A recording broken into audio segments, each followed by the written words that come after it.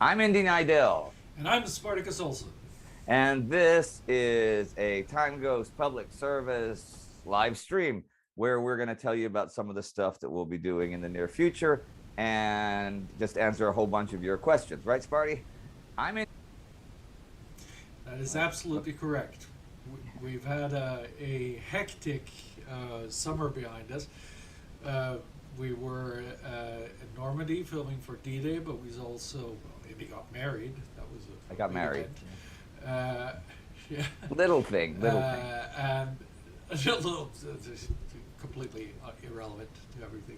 Yeah, no, we've been working hard on Normandy. We've also been looking at how we can continue covering the war, World War II, for the next couple of years, and we've been working on some future series for the Time Ghost channel, for the Time Ghost proper channel. Because we But haven't. most importantly, Sorry. it's really D-Day. Yeah. Yeah. Oh no, D-Day is the Um, most important thing. But the Time Ghost, it's nice that we're really going to start pumping stuff out on Time Ghost again because they always should be sister channels, right? Absolutely. But D-Day is going to take a lot of time. I mean, right now we are getting ready. We had to get back to business as usual for a couple of moments, Indy and I. And I'm working right now on blocking out some of the research that we compiled to get it into order so that we can go into hiding in January and Hiding, I write tell out you. the whole thing. Hiding it is. Hiding it is. We're No, going to we're be gonna. hermits in the mountains. Yeah, for like 12 days to write the main 24 main episodes. Marcus Linke, who does a lot of our specials and research and Sabaton history stuff and extra military stuff, is busy writing a bunch of what would normally be specials, but will be part of each hour's episode because it's a 24-hour thing. We're not certain how exactly we're going to upload it, though, right? That'll be because we No, don't we want to don't. I swap. mean, we're trying to work that out. We But can't I mean, we already have fantastic material from Normandy. That was totally. a real win. It was a real windfall of content that we got in there. And I think that one of the most important things is that we are definitely going to need continued memberships from the Time Ghost Army to make this possible because you are the guys who do make it possible. We still have several memorials left that you can book. I forgot about I've the got a memorials. couple of Yeah. them. There are some interesting ones.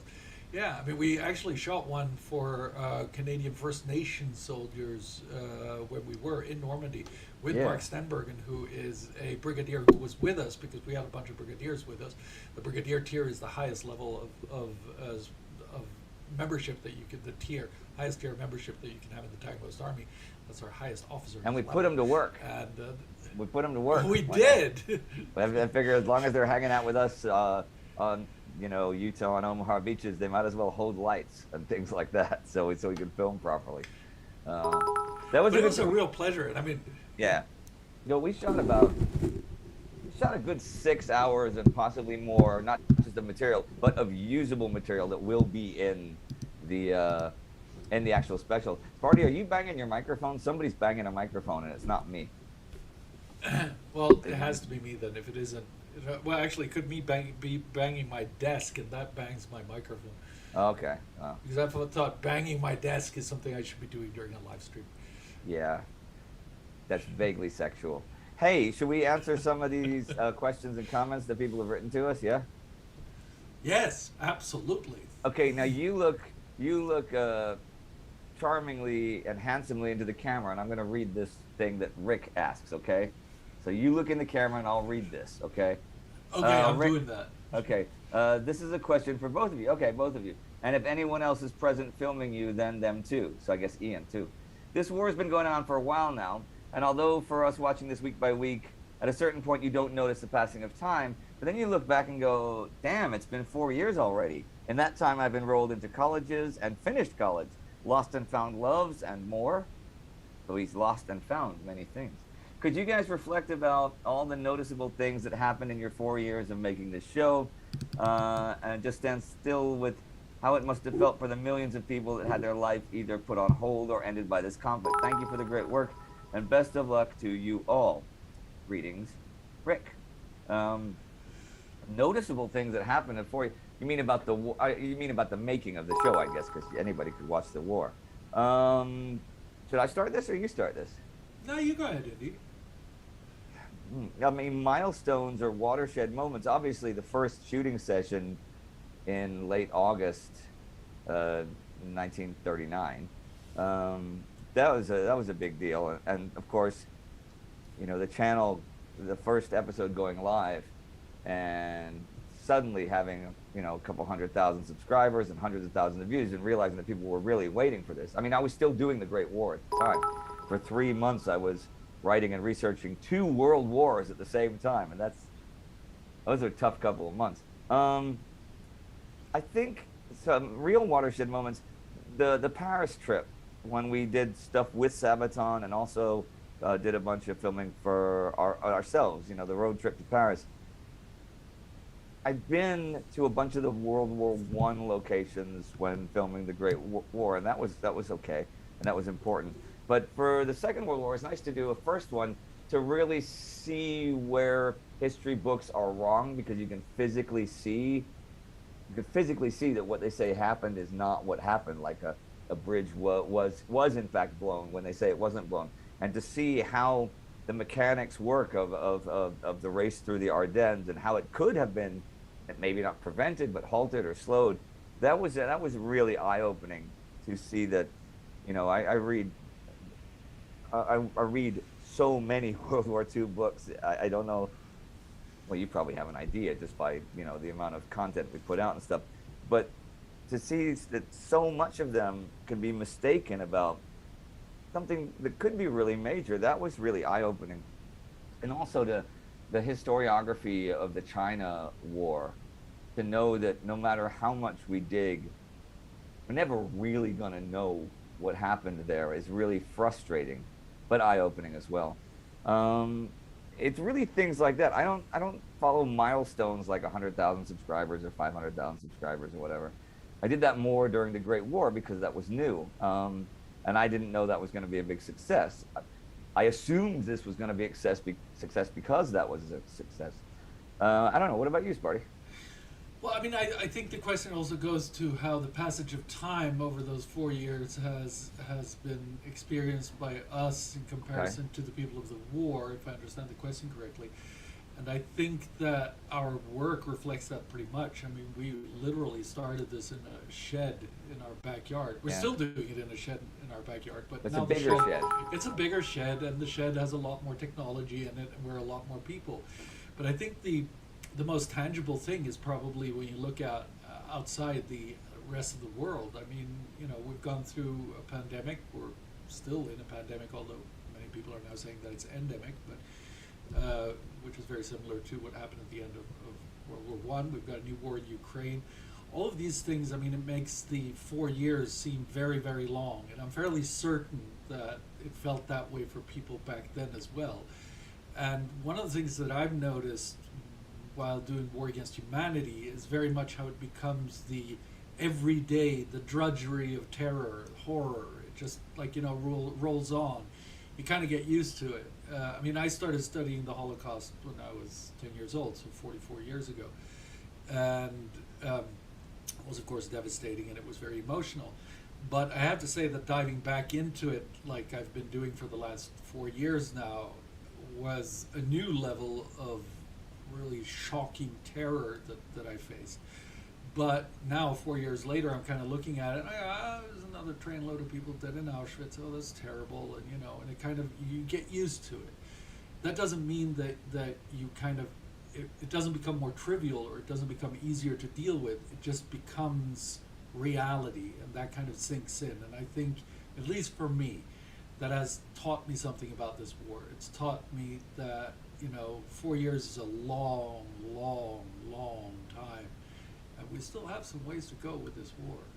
That's funny, because while you were talking, I'm thinking back on events early in the war, not like the first month or two, but things like, like the Nigerian advance or the Syria-Lebanon campaign. I'm like, man, that happened ages ago, and it's only a couple of years ago, but it really does feel ages ago in terms of the war chronology, Yeah, and I mean, we're living that vicariously. I can't imagine what it was like to live it in reality. I mean, we human beings measure time by experiences per second, literally. Yeah. 25 experiences per second, or impressions per second. And of course, in a situation like the one they were in back then, or anyone in a war in Ukraine right now, those impressions per second go up dramatically. So your perception of time really gets stretched. And if it's gotten a little bit stretched for us, well, hallelujah, that must have been a long couple of years for those people who were right in the middle of it. And speaking of stretching time, just before we started, Ian, who's sort of running the stream here, he said, "Can we keep our answers brief?" So we totally stretched time on that one right there, and did not do at all what Ian wanted us to do. So I'll take the next one here, okay? Yeah. Matthew Steigauf asks, "I'm genuinely curious, or generally curious, about the difference between what you originally planned the channel to be and what it is now. Have you done what you originally expected, or have new, different creative opportunities presented themselves?" Well, when we were originally planning the channel, well, the very original planning was going to be, some of you may remember, a massive sprawling thing with like 15 or 20 different military historians and war channels to do it. And that proved impossible to create. It was really like herding kittens. No offense to anyone intended or meant, but it really was. We just couldn't get that. I mean, having collaborated with a bunch of different channels individually during the Great War, I thought it would be easy to do it as a group thing, and that proved to be mistaken. You can still work with people individually, that's not a problem. But originally, it was modeled after what the Great War then was. We're going to have the one regular upload, my weekly episode per week. And when we had the resources, which we didn't for the first few months of the channel, it took time before we started getting any money, then we would start doing specials and bios and things. But we realized after a couple months that even during the invasion of Poland, when you started having atrocities occur and stuff, and in the Far East, in the Chinese campaign around Changsha and stuff, that if I did all of that as well as the regular stuff in the regular episodes, they'd be twice as long, and either the geopolitical world or the war against humanity would have to be marginalized or sublimated to another each week. And we didn't think that was fair to either of them. So that's when we realized the war against humanity had to have its own separate channel. We hadn't planned, we had planned on doing things along the lines of On the Home Front and Spies and Ties, but we hadn't planned that they were going to be separate entities with Anna and Astrid. That developed by itself, and that's good because they're good hosts. And they're also your relatives, so it's good that they're good hosts. Because that'd be tough to explain if they weren't. So yeah, it's grown. But it's also, I mean, yeah. No, go ahead. Go on. I mean, if you look at it from the perspective of comparing it to the Great War, there is one definite thing that I see different that we're kind of forced into, and that is the size of this war, the scope of it, and how much the episodes. I mean, we knew this kind of, but we didn't really anticipate it to its fullest.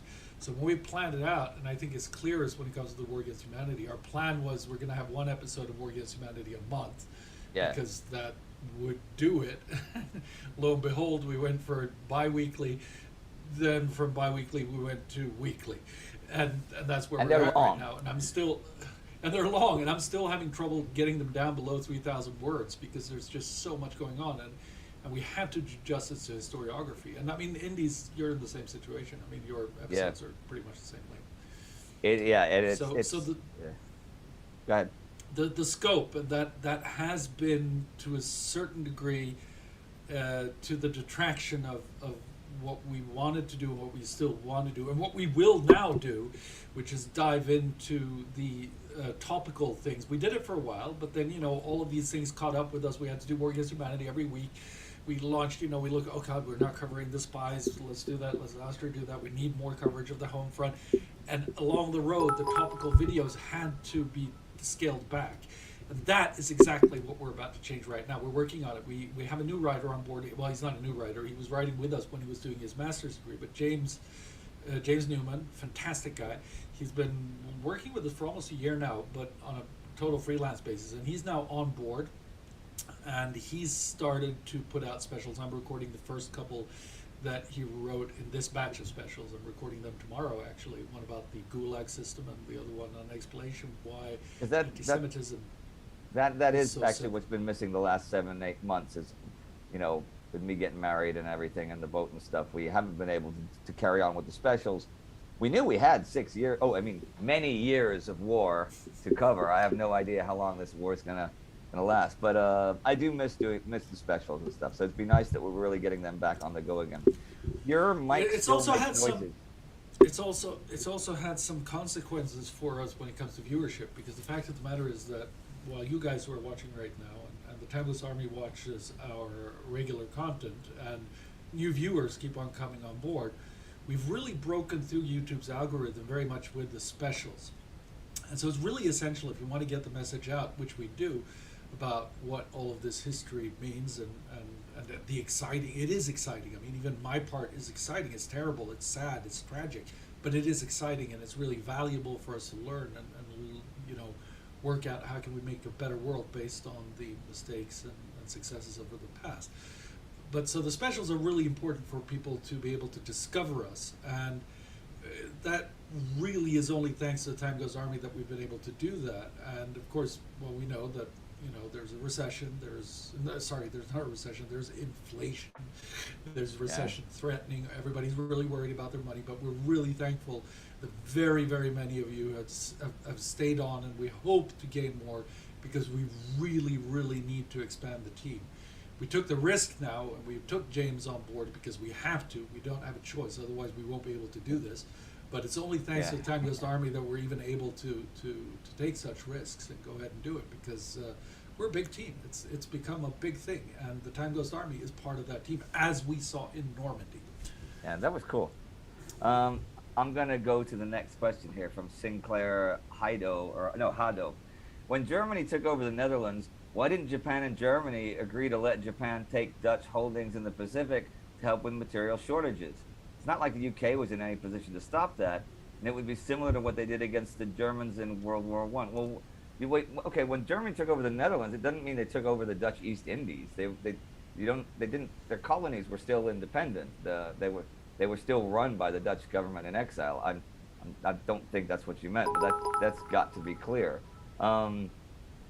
Japan, so in 1940, Japan attacking the Dutch East Indies, which they eventually did, of course, would be an act of war against the Netherlands, and then it would probably be an act that the UK Britain would think it was an act of war against them. But they wouldn't have attacked the Dutch East Indies in 1940, in early 1940. I mean, they were still getting all the oil and things they needed. Attacking British or Dutch or any of those colonial possessions, I mean, the reason that the Pearl Harbor attack took place was to slow down a U.S. response that they thought would come when they attacked British Malaya and the Dutch East Indies to get the oil and rubber and tin that they wanted, and all those attacks. They didn't have the oil embargo and the airplane fuel embargo in earlier 1940. There was no need to attack the Dutch East Indies, which, remember, they thought that attacking British and Dutch colonies would have brought the U.S. into the war, and that's why they did Pearl Harbor. They were likely wrong about that, because since the U.S. didn't go to war when Britain was attacked and when the Netherlands were attacked, it might be a stretch that they'd go to war over those colonies. Having said that, I mean, Malaya has something like 75% of the rubber production on Earth, and the U.S. had the biggest auto industry on Earth. So, sure, they may have gone to war over something like that. But Japan wanted to cover all their bases. They completely misunderstood the American thoughts and feelings on the war, and the Americans completely misunderstood the Japanese thoughts and feelings about the hard embargo, or that was not called embargo, but was an embargo, and did not realize the lengths Japan would go to in order to continue to secure what they wanted as an empire. So, but there was no reason for them to attack in 1940, and the Dutch colonies did not belong to Germany when Germany took over the Netherlands. So, you can't just agree. And I think that you touched on something there that we covered a little bit in Pearl Harbor, which is often forgotten. In the summer of 1941, the U.S. was very close to ready to go to war in Europe, and people don't really like that idea because there's a lot of discussions about what did FDR want and whatnot. But it's a fact. The public opinion in the U.S. had swayed over to the side of supporting involvement in the European war in order to defeat Nazism. And the preparations were underway. It started really with the Atlantic Charter during the conference with Churchill in June of 1941, and they were on their way. So I think you're right, Indy, in saying that it's unlikely that they would have attacked Japan, because that was never the goal, to have a war with Japan. The goal was to defeat Nazism, and Pearl Harbor was really a big distraction. If they wouldn't have attacked Pearl Harbor, if they would have left the Philippines alone, well, then U.S. might not have entered the Pacific War at all at that point. So, it's They may well have let them have Malaya or the East Indies. I'm curious, in an alternate universe, I'm curious what the U.S. would have done about the rubber thing, but, buying all the rubber from British Malaya, okay, if Japan took it over, well, if the price was the same, you could just as easily buy it from the Japanese, It wasn't an act of war against the U.S. because we weren't allied with the Dutch or the British. All right, well, we'll carry on because Ian wants us to go quickly. Okay. Let's see. Cool Dude says, I've heard Operation Barbarossa was a preemptive strike by Germany against the USSR because the Germans believed they were about to be invaded by the Soviets first. True, false, or partially true? Thanks. False. Oof. It is false. Yeah, first of all, false. And it's Nazis that say that. I'm just going to say this. We're that is Nazis that say that. And next week, I think it's next week, I don't have the exact schedule. Next week I will be coming out with an episode explaining exactly why the German attack on the USSR came. And I'm going to let you watch the video instead of answering it right now, because it's a really good piece of work. I wrote it together with James. It's really fascinating stuff. I mean, for us historians, it's something we know. For most of you out there, some of this is going to be unknown. It's all about Judaism. And then something, but when the people that propagate the alternative history, it is about falsification of the actual historical narrative to advance your agenda. And that agenda is excusing Hitler, excusing Germany. Forget about what Stalin did to his people. We all know he was a monster. Stalin was not in any position to attack Germany, nor did he want to. The trade agreement wasn't great for him. I mean, as you will see in the episode coming out, they did not attack the USSR because communists were monsters or because Stalin was a monster. They attacked the USSR because they thought that they were in a culture war with Judeo-Bolshevism. It's in all of Hitler's writing. All of Hitler's writing. Everything. Specifically said every this. single Whoops. 1941 was written out in clear text by Hitler before that. So there was no preemptive strike in that way. It was a way, but okay, now we are answering the question. Watch the video instead. Okay. Emmett Cunningham, or Cunningham, depending where he's from, was, what was happening in the micronations, San Marino, Andorra, Liechtenstein during the war? Have you ever been to the Gdansk World War II Museum? I found it very well done. Also, Vasily Grossman episode, absolutely. One of my favorite authors in history. You should, his novels from the 50s are just mind-blowingly good. And they're really great historical documents about the life under the whole Stalinist period and stuff. And he was, in parts of his life, he was a very, very pro-Stalinist and very much anti in other parts of his life. So you really get like a real gamut of expression. But what was happening in the micronations, I don't think we're going to do any specials about Liechtenstein, Andorra, and San Marino, are we? I mean, they were more like sort of free cities. Like Andorra played a really big part in functioning as a gateway for getting in and out of occupied France, for Allied spies, for diplomats and whatnot. Liechtenstein, pretty much the same thing. but Liechtenstein was affiliated to the Nazis, so Yeah. it's like kind of in a vague way. And Monaco or Monte Carlo San Marino, he said. was part of the occupation. Oh, you got San Marino as well. Well, San Marino was dominated by the fascists. So. Yeah. Well, that was pretty straightforward. Okay. Crimson Templar 2 says, thanks for all your hard work. Ian, I can keep this brief. You're welcome. There you go. Okay. Arjen says, I got a what-if question. What if the monarchs, like the Dutch-Belgian monarch, got caught in the 1939-40 expansion? What would the Nazis do to them? Oh, I don't know. But they did. What? Pardon? But the Belgian king was still in Belgium. Yeah. The Dutch weren't. The Dutch had that. The Danish king was the Danish. Yeah. King, I mean, it was the same thing as what would have happened in Denmark. Yeah, They it would happened have in had Norway. the choice King either Håkon. to collaborate or. Håkon left. Yeah. Håkon left Norway. He did leave Norway. Yeah. I mean, yeah, again, Denmark. this goes back to the episode I was talking about earlier that I just did. The strike towards the West was really, in the minds of the Nazis, not going to lead to what it led to, because they lived with this complete delusion that once they had occupied these nations and extracted the Jewish puppet masters who were getting these nations to be anti-German, that's what they thought, then these nations would fall into the natural fold of racial harmony with the German race. It didn't happen. It didn't happen in the Netherlands. It didn't happen in Denmark or in France or anywhere, for the simple reason that A, there was no conspiracy, so that was a dumb idea, and second of all, people like their countries, so it's a bad idea to invade them. There is no such thing as racial harmony after you invade them and kill their soldiers. And their civilians. And dive bomb their civilians and stuff, It just isn't going to happen. I mean, it all goes back to Hitler's worldview.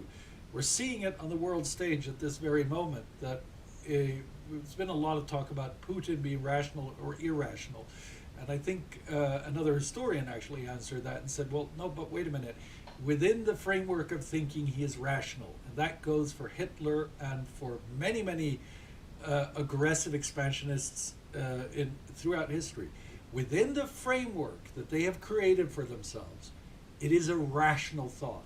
To any of us who are standing outside of that framework, we go, but that doesn't make any sense, because we see the world differently.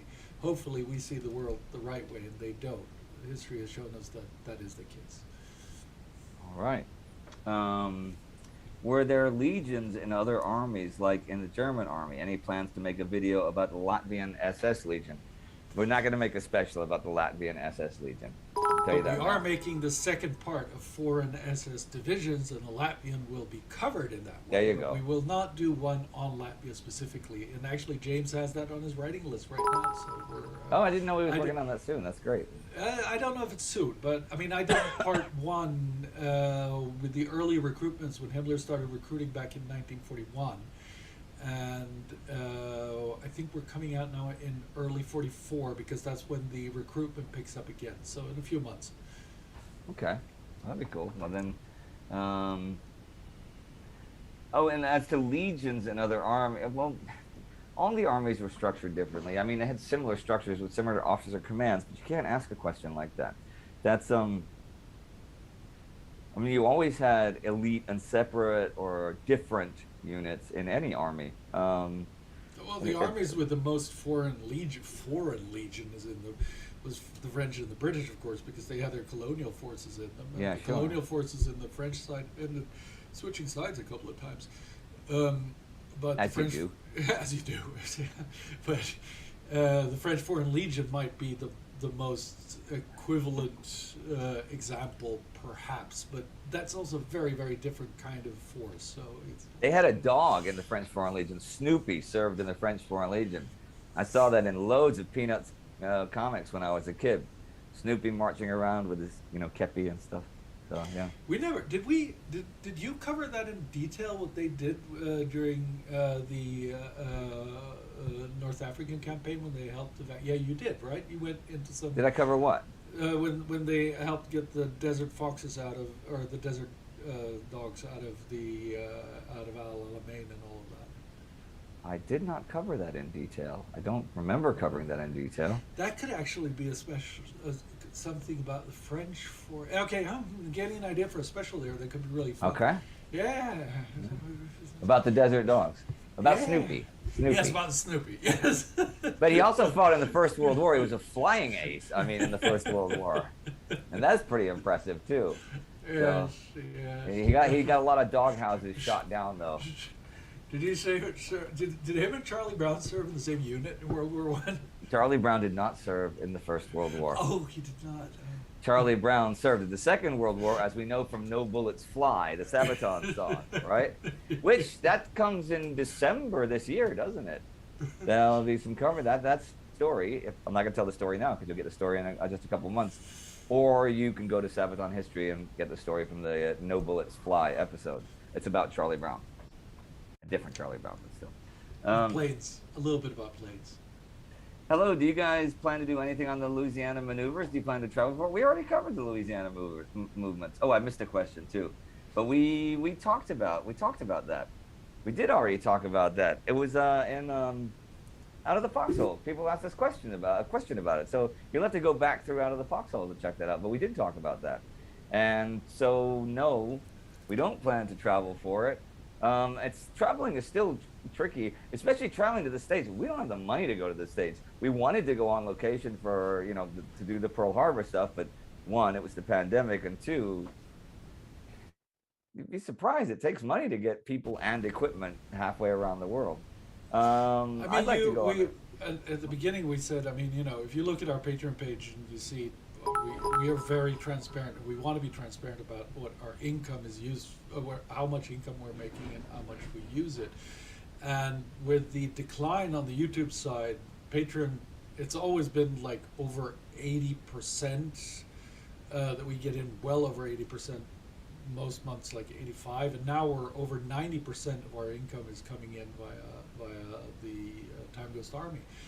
And yeah, although for an individual it might look like a lot of money, but like we were saying earlier, the war is big, and we always wanted to do just as much as we do here on Time Ghost, but our financial constraints is really, and COVID of course, but the financial constraints is what has focused us on doing what we do and only doing that because that's how it is. And already now, you have to realize something. When we went to Normandy, it was literally Indy, me, Ryan, who was in front of the camera as well, and two more people, Marek and Ian.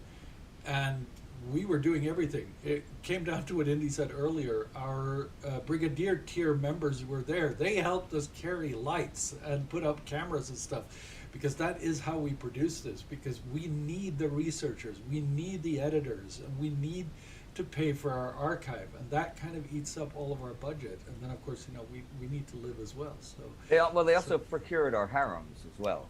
That yes, of course, yes. Oh. That's true. Did I just call the brigadiers pimps? I think I just did. I think I just called the brigadiers pimps on a live stream that I can't take back or edit out. Oh well, it's been a good run. Let's see. Sparty, you were researching the Endlösung since you were 10. Do you need a hug? Thank you. I'll take that as a virtual hug. I have to say, to answer that question, it's not really a question, but to say, yes, I do need hugs, and I get hugs. It's really, this summer I had a difficult summer, and it was really Indy and Emily, his wife, who helped me through that in a big way. Helped me at that point, because she was very, very sick. She was very, very sick.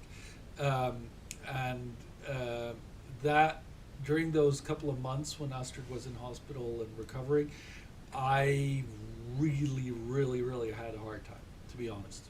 I had to stop writing War Against Humanity for a few weeks because it was taking too much of a toll on me to both have a personal issue that was troubling me, and then also deal with the death of millions of people. And thanks to the team, the whole team at Time Ghost, but especially thanks to Indy and Emily, I got through it, and my lovely daughter Anna, of course. Okay. Do we have any family who fought in World War II? Well, I've mentioned my grandpa several times, who was with the RAF in North Africa. He had been in Egypt before the war. He's English, um, and well, he's no longer with us. He's not 120 or whatever. Um, but he was the superintendent of schools for the British Dominion of Egypt in the 1930s. That's where he met my grandmother.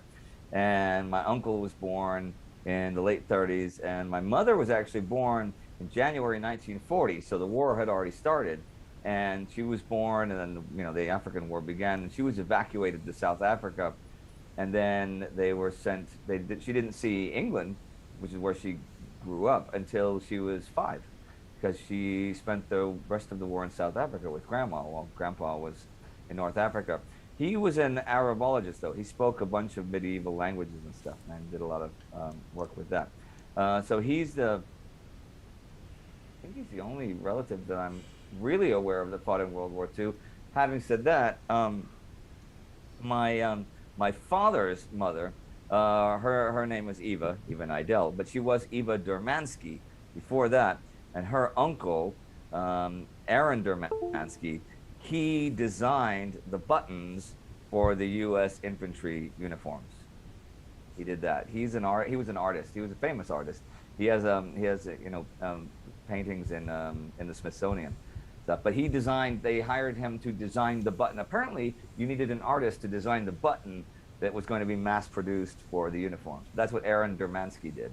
And Basil Ray was my mother's father, the grandfather on that side of the war. What about you, Sparty? Well, astonishingly enough, I mean, my parents are both Swedish, and Sweden was, as we know, neutral. So you'd think that, no, I did not have any relatives or I'm not a direct descendant of people who served in World War II, but the fact is I am, because my grandfather, my maternal grandfather, was one of the few people who actually saw action as a Swedish soldier in Sweden during the war. He was stationed on the Norwegian border, and I kept on teasing him when he was still alive. I kept on asking him, so who you were fighting for? Were you fighting for the Germans or were you? No, we were neutral. I said, but so who we were shooting at? I was like, whoever wanted to cross the border. I said, who wanted to cross the border? Well, the Norwegian partisans. So you fired at them? Yeah. So you helped the Germans? No, we were defending the border. And he'd get really angry when I did that. But yes, so he served in the war. I'll answer for Astrid, who isn't here, but her father was actually a Wehrmacht officer, career officer. He joined the Reichswehr when he came out of high school, where he became an architect in the engineer troops, and he built stuff on the Eastern Front. So and her grandfather, her maternal grandfather, was murdered by the Nazis for refusing to hand over the Jewish accounts at the bank where he was a director. So they're very, very tied to the whole story. And her mother, who was a teenager at the time, she served in the flak. So she was in the flak. I didn't know that. Düsseldorf. Okay. Yeah. I knew the others. And she almost died. She got very sick because of that, and had to recover for 9 months in Austria. Child soldier. Yeah, child soldiers, yeah. Hildebrand says, I hugely appreciate the effort you're making with the War Against Humanity coverage. It's hard to do, but watching it makes me realize that it is needed to make the horrors more real than bare numbers make them seem. Oh, that's not really a question. That's just an opportunity for you to say thank you. So say thank you. Thank you. It's... Joe Mack says, thank you, Indy, Spartacus, and crew. You guys kept me sane during the worst of COVID. Have you had a chance to check out the newest remake of All Quiet on the Western Front? No, I have not yet. That's funny that you say that, because I actually, yesterday evening, we were about to watch something on TV, and I started it by mistake, and I almost continued watching it, but then we didn't. Because Why didn't you continue? Late. Because it was too late in the evening, and it was like, oh God, it's going to be like, 1:30 before we're done. And I'll check it out this week, because but I understand, remaking movies. A lot of people say, why would you remake a movie when the original's so good? But it brings it to a new audience, and I think that's important for certain movies about certain things that shouldn't be forgotten. But the book is brilliant, and the first movie is great. It's over the top cheesy at times, but it's a hell of a movie. I mean, when it comes to movies like All Quiet on the Western Front, there is many other war movies. There is one good reason to remake them, and that is realism. Oh, sure, okay. The technology that we have today to recreate digitally is makes the immersive experience so much more true. And you might say, okay, well, that's just violence porn and whatnot, but it's not. Especially not when we're talking about a film like All Quiet on the Western Front, which is very much an anti-war film, and you want to bring home the realism of it, and I think that's really important. I mean, we're facing that issue with our intermittent age restrictions and censorship of our content because YouTube feels that that is not what you should be doing.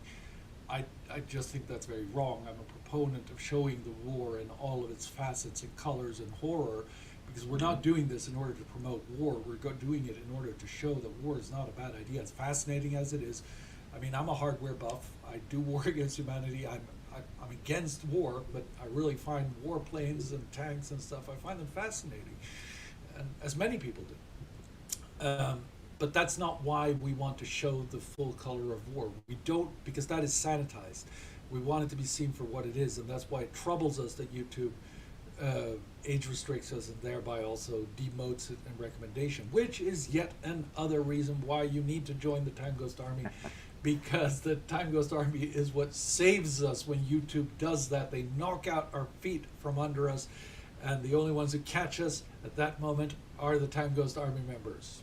Hey, remember that when we did the Cats on Vacuum Cleaners episode, because our content was being censored and being, restricted and stuff, and YouTube actually, when we said, well, this is what our content is about, and they wrote to a World War II channel and said, well, perhaps you could write content that's not about war. Yeah, I remember that. And it was an actual mail from YouTube, like head office, saying, well, perhaps you could do content that's not about war. Like, the name of the channel is World War II in real time. Although Cats on Vacuum Cleaners in real time, that would have been a good whole channel. We should have kept up with that.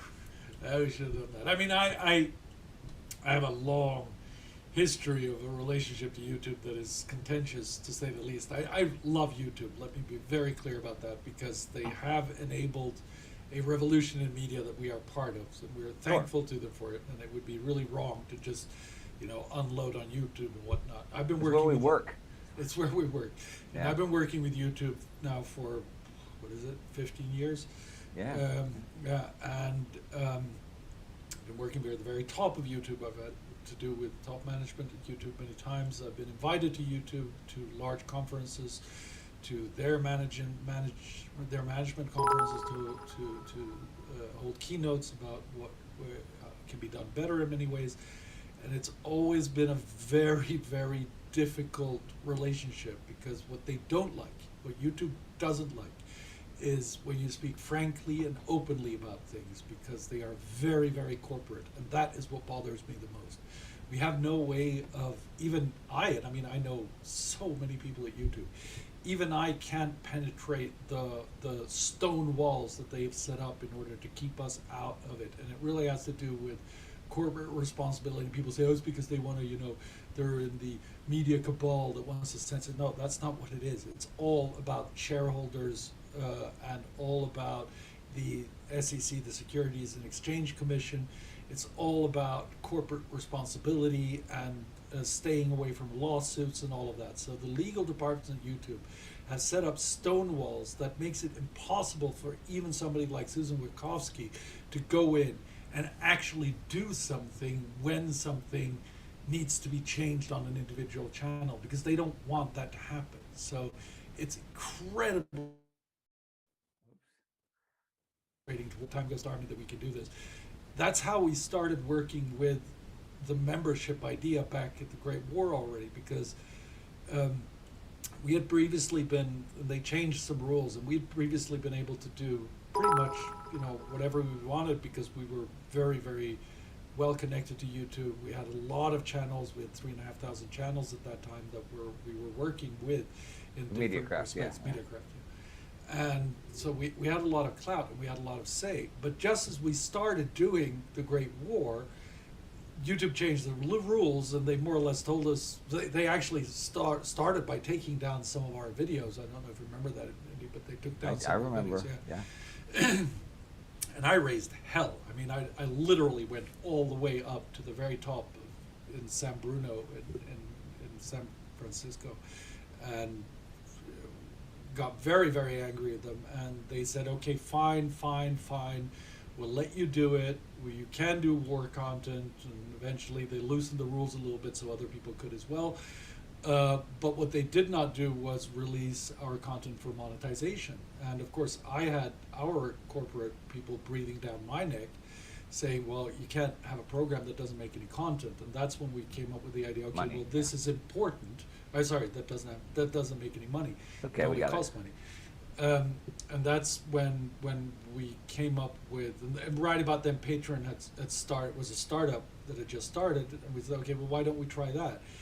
And that's what saved the Great War, and that is the only reason why we're able to do it. And that is why it's so important for you to join the Time Ghost Army. I see where you're going with that. I'm like, man, that was a long little semi-rant. That was a good one.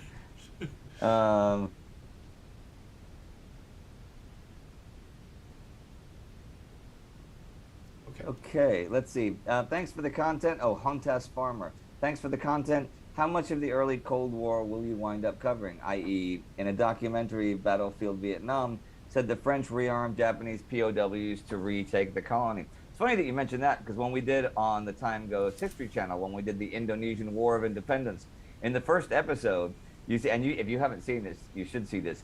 In late 1945, you have Japanese and British soldiers fighting side by side 3 months after the end of the Second World War. That is a crazy year, 1945. How much post-war stuff will we do? Well, I will not be doing the week-by-week coverage after the war ends, which I have no idea when that's going to be, because I'll want to do another conflict. As many of you know, I'd like to do Korea, which is going to be probably more of a challenge than World War II because of the more than a year of complete stalemate, which I'll have to fill 52 weeks of with something that's, war related. But I think I could do that after doing these two world wars. But we'll be able to still do specials and later stuff, but we're not going to cover the Cold War on World War II. I left the Great War because the war was over, and I didn't want to keep doing the aftermath of the Great War, and was sort of like going out with a whimper instead of a bang, And that's why we did Between Two Wars on Time Ghost, because these channels, what we're creating, what we hope we're creating is a legacy content for everyone to enjoy and to learn from, that isn't topical in nature, it's chronological, but it's still about a specific time frame and a specific conflict in this case. And so doing things that aren't related to World War II on the World War II channel would be wrong in so many ways. I can say for my part, what I will do before we maybe move on to doing more specials and maybe topical videos about the war and whatnot on the World War II channel, is that I will carry on through to the end of the Nuremberg trials. Yeah, but I don't think that we will do that in real time, because it's a legal process that is really, really slow. So it's more likely going to be the same way that Indy did a couple of epilogues on the Great War channel before he left.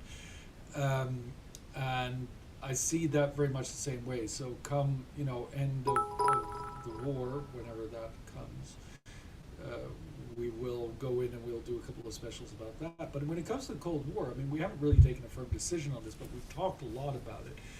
And the Cold War is that's an epoch in history. It's not really an event in history because it's so many different things.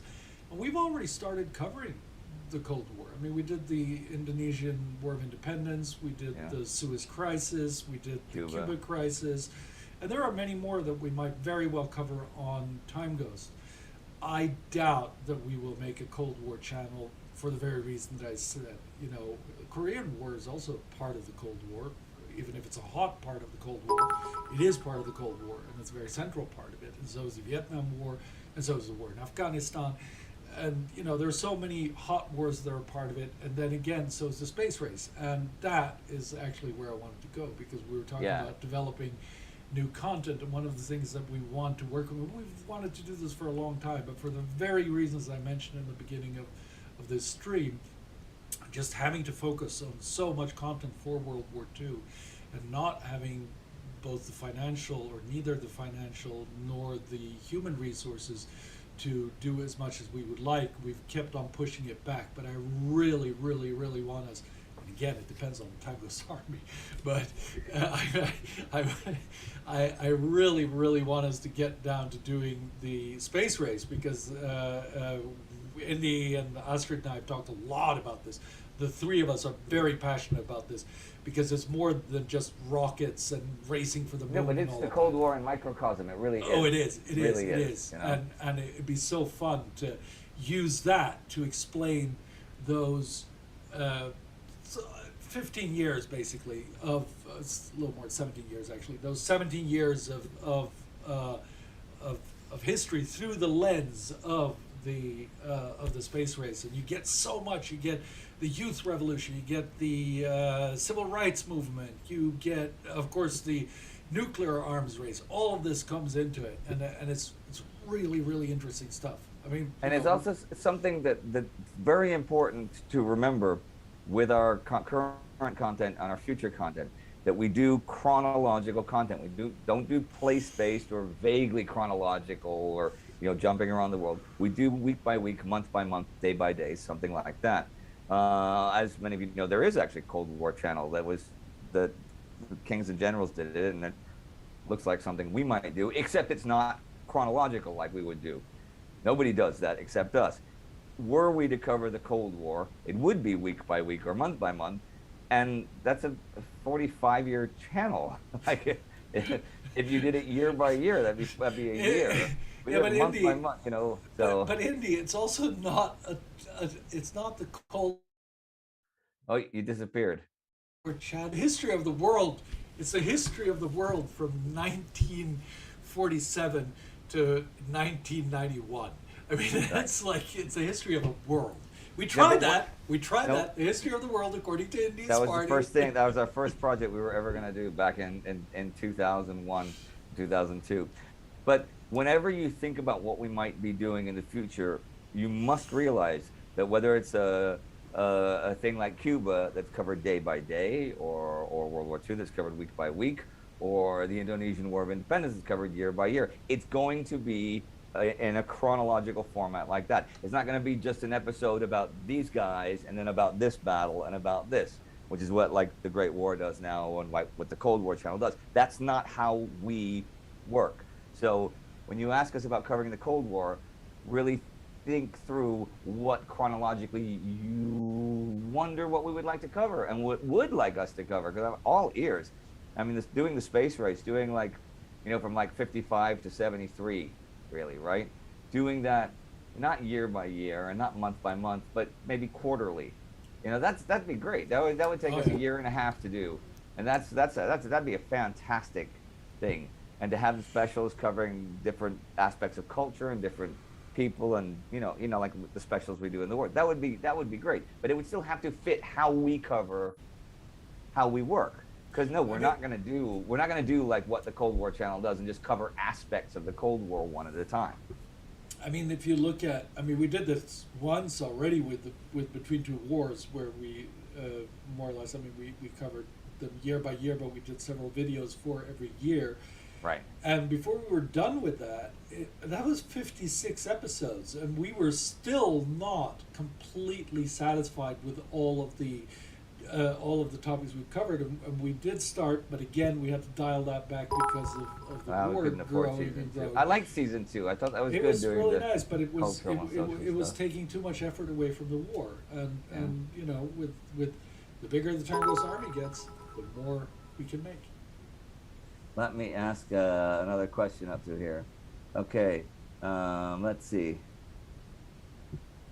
Well, okay, this is Scott Weber writes, "Hi, Indy. Sad to say, though, I'm a Phillies fan." That's not a question, but well, it's okay. Um, I actually stayed up till 6 in the morning last night to watch a game two of the World Series.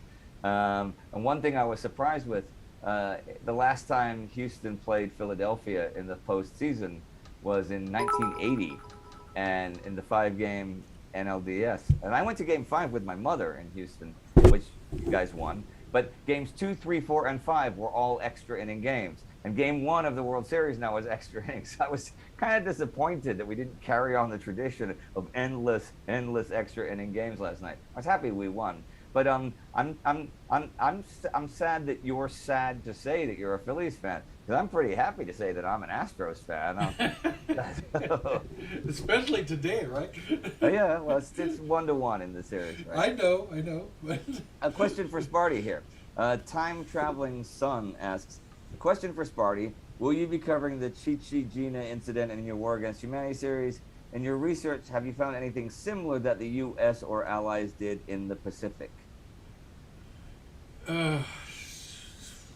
Yes, and no.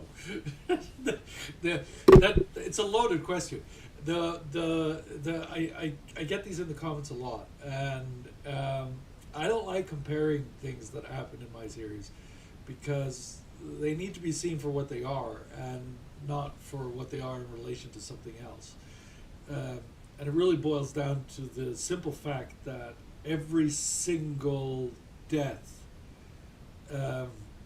carries with it the suffering of dozens of people. So when you say, yeah, but only 100 people died, well, 100 people means that thousands of people suffered. And, it's just demeaning to take in. And then you go like, yeah, but the Japanese were worse than the British. Yeah, of course they were worse than the British, but I mean, I don't need to say that. It's not healthy. It's not a good way to look at it. It's the same. I answered this on Patreon the other day. It was a very nice exchange, and thank you for that, by the way. To I can't remember the handle now, but was somebody who said that it's uncomfortable when you watch my content and see British actions being put next to actions by Japan and Germany in World War II. And my answer to that was, I don't look at it from that perspective. I don't look at it from the perspective of a nation doing something to another nation. I look at it from the perspective of human beings doing things to other human beings. And I cover it no matter who the perpetrator or the victim is, and no matter what nationality or ethnicity they are, because that's not what's important. What's important is that individual human beings suffered, and they suffered on a massive scale. And while I was answering that, or while I was discussing that on the Time Goes Patreon page, it kind of struck me while I was doing it, and I wrote it out as well. And I don't know if you've read it, Indy, but it gave me kind of an image of how this can be visualized mathematically.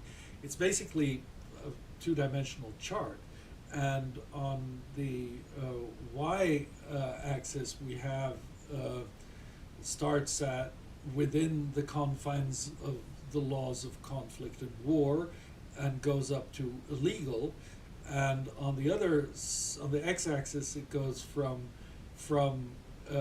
military to civilian.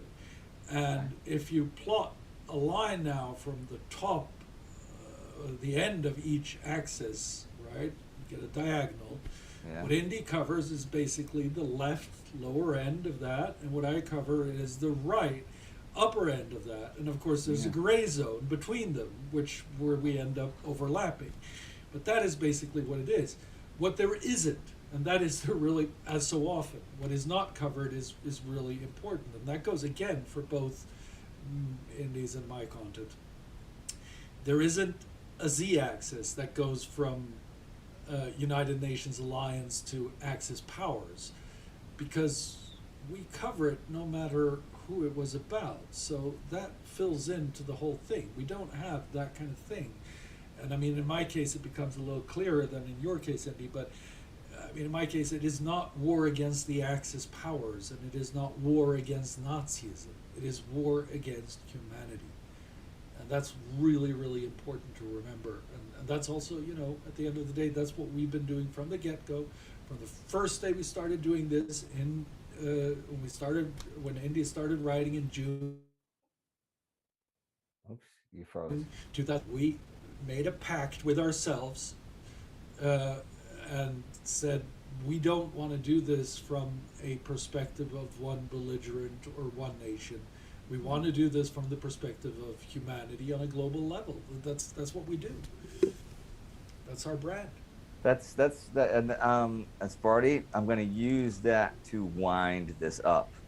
I got a voice in my ear telling me that it's nearly been an hour, so I'm supposed to wind it up. But I do want to say one thing, two things actually, about things that are coming up. One that's coming up is the channel, the Operations Room. It's a great channel if you want micro detail. They like their first day of Desert Storm is amazing. It covers the actual individual units. Like remember how East Story would do all our maps and how we do our maps. Now they go down to the actual individual planes and stuff. And I'm doing a crossover with them, and I think it comes out Friday. A voiceover for a little bit on the first episode of a Battle of the Bulge coverage. So I'm sure we'll post that somewhere, but you should definitely check that out. And we should have them do something with us sometime in the near future because they're really cool guys. They do really good stuff. And also, I'd like to take this opportunity to make a public apology if she is watching to whoever Leanne actually is. Across the airwaves that came out the other day, you know, we just read out people's comments and we either just read them or we make a comment on that. One of them was a one-line comment, and I went off into a little rant about that, which I found out afterwards. I had already addressed that comment. I didn't realize that, but it's still not fair. I shouldn't rant against an individual because that is actually using a position of power, which this is. We are YouTube stars, for better or worse, and using that to insult an individual for whatever reason like that. And that was wrong and that was unfair. And I have apologized once, but I will actually apologize in public. We took that video down and took that bit out because that was, blame Frankie, you can blame me, you can blame Sparty. It was all of us, but that should not have happened. Bad football. We played bad football. We played bad football. So sorry, Leanne. Hopefully it's like that will never happen again. But, you know, you never know. No. No, they won't. Stay with it. Won't happen again. They won't happen again. I mean, we really learned an important lesson about the power of your voice, especially on a community-driven format like Across the Airwaves, and that was just stupid. I can't believe nobody caught that we had already answered the comment pretty much the same way that I did a lot, you know, online, and the issue was a settled issue anyway, and I didn't remember it, and it wasn't fair anyway for us as channel creators to go after an individual that doesn't have the same platform to voice their own side. That was wrong. That was unfair, and I apologize again. And Sparty, take us home. Sure. So, I mean, this is,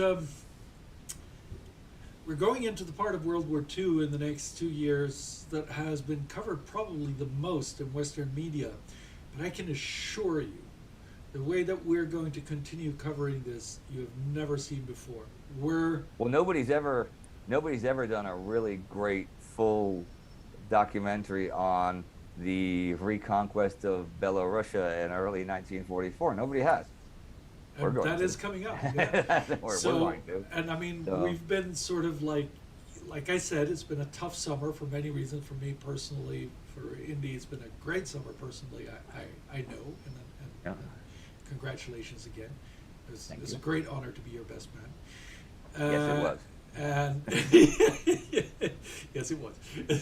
And but we've been kind of like, you know, the last that we had Normandy and everything, and Indy and I were talking about this when we were going back from Normandy or on our way back from Normandy, that we needed to take a breath, breathe for a couple of weeks, and then start all over again. And I think it's going to be a big adventure, and we're so happy. There's my little dog, my big dog actually. One of big dogs. And we're so grateful. We are so incredibly grateful that we are allowed to do this. That we are privileged enough to have all of you out there who are with us through this not only great adventure, but also, momentous task for us as individuals, because it really is. And thank you all for enabling us to do this. Thank you for being with us while we do it. And every comment you make, every view you take, and I'll be watching you. You are contributing to remembrance. And with that, I will say, never forget, enjoy the time goes dark. And I'll say what I always say at the end.